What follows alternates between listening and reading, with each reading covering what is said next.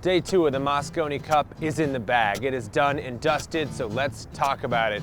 All right, right off the bat is the fans' choice game. America voted for Shane Van Boening, obviously Captain America. Who else are you gonna vote for? Europe picked Joshua Filler, and for very good reason, because Joshua Filler is more or less unbeaten by himself in the Mosconi Cup. So it's Josh Filler versus Shane Van Boening, and Joshua Filler crushes, all right? He is not missing any balls. Shane is getting pretty unlucky. I think he had a scratch on the break, but Joshua Filler is just playing ice cold, and he takes game 1.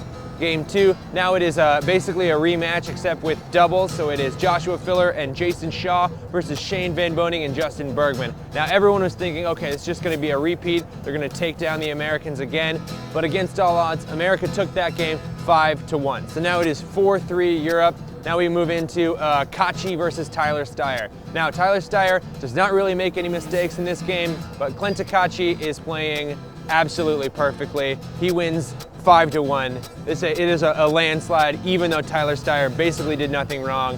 Kaci just played a perfect match. So now it's 5-3 Europe. And it is showing all the trappings of Europe running away with a Mosconi Cup, like they did for basically 8 years in a row. And we got Niels Feyen, 5-time Mosconi Cup MVP, along with Alexander Kazakh, one of the greatest players to ever pick up a cue, and they are facing off against Skylar Woodward and Billy Thorpe. Now again, no one really knew who was going to win this match because it felt like either one could really rise to the occasion, and unfortunately, it seemed like Europe kind of caved to some of the pressure of 2,000 people, mostly Americans, shouting at them whenever they missed. So Kazakh and Niels Feyen couldn't hold the line, and they lost. They went down 5-1. So now we're moving on to game 5, which is Alexander Kazakh versus Shane Van Boening. Now this feels like a repeat of the last year's final match of the Mosconi Cup, where Shane comboed the 1 into the 9 to win it for America for the first time in years. And now both players are really showing signs of that pressure getting to them. Now the Mosconi Cup is unlike any other sporting event,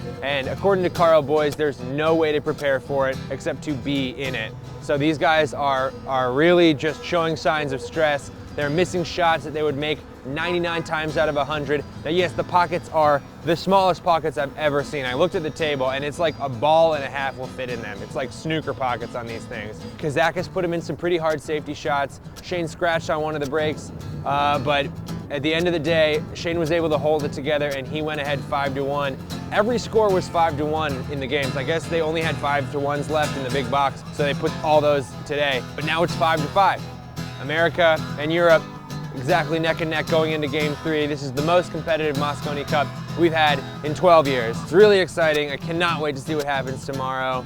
It looks like Joshua Filler is going to play against Shane Van Boening again, so we'll see what happens in the rematch. We got a lot of doubles tomorrow. The energy in the arena is insane. People are shouting at every American 9-ball made. They're booing and they're hissing. It's pretty crazy. I can't imagine what it would be like to play in there, but I'm tuning in tomorrow. By the way, this is Will Moritz on the guitar. Shout out Will Moritz in the comments. Show him some love. Link in the bio for his band. It's called Gratis, and he's really good. So thank you, and I'll see you next time.